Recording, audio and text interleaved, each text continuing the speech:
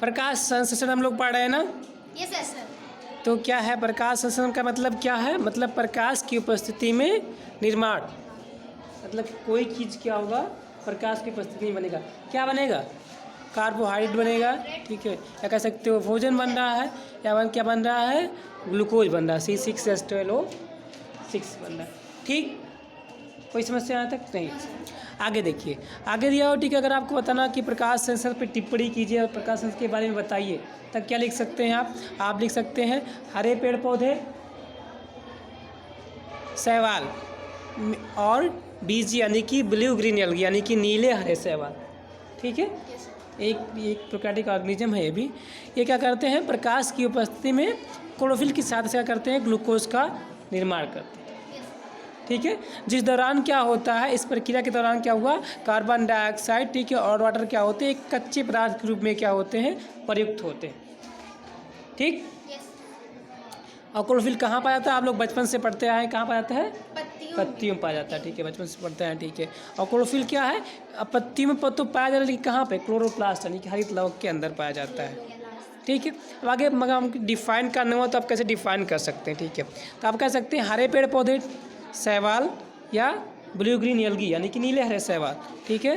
Basically यही photosynthesis करते हैं, ठीक है। कार्बन डाइऑक्साइड तथा H2O की सहायता से ग्लूकोज का निर्माण करते हैं, ठीक है। और इस प्रक्रिया के दौरान क्या करते हैं? सूर्य के प्रकाश का उपयोग किया जाता है, ठीक। या आप दोनों लाइन को जोड़ करके एक साथ इसी में लिख सकते हो, ठीक है। हरे पेड़ पौधे प्रकाश की उपस्थिति में कार्बन डाइऑक्साइड तथा जल की सहायता से ग्लूकोज का निर्माण करते हैं, ठीक है। आप दोनों लाइन जोड़ करके एक लाइन बना सकते हो। अगर आपको कुछ नहीं आ रहा है, ठीक है, अभी तक आपने कुछ नहीं सीखा है, तो कोई बात नहीं। इसका जो प्रकाश संश्लेषण की अभिक्रिया है, ठीक है, उसका समीकरण खाली सीख लीजिए। कितना है यहाँ पे देखिए लिखा गया 6CO2 + 12H2O, ठीक है। सनलाइट है, क्लोरोफिल CHL यानी कि क्लोरोफिल, ठीक है। क्या बनाएगा? ग्लूकोज बनेगा, ठीक।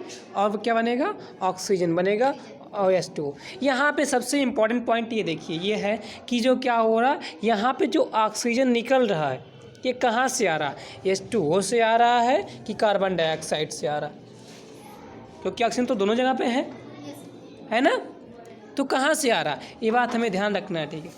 इसको दो साइंटिस्ट ने प्रूव किया। कौन कौन? एक थे नील और एक रूबेन।